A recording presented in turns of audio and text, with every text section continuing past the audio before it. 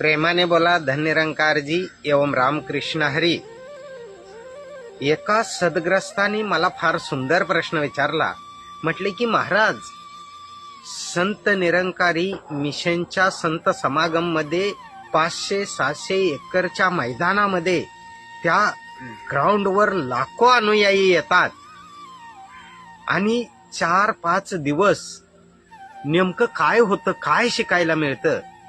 त्यांना म्हटलं, ग्राउंड वरती एंट्री करत असताना लाखो लोक ग्राउंड वरती येतात आणि त्या ग्राउंड वरती आल्यानंतर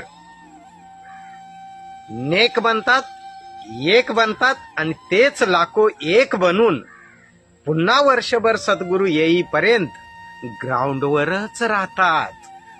म्हणजेच निरंकारी मिशनचं सूत्र असं आहे की तुम्हाला जर भक्ती परमार्थ चांगला करायचा असेल, सरळ करायचा असेल तर ग्राउंडवरच राहावं लागेल. म्हणजेच भक्तीमध्ये जो ग्राउंडवर राहतो ना, तोच सद्गुरूच्या नजरेमध्ये मास्टर ब्लास्टर असतो बाबा.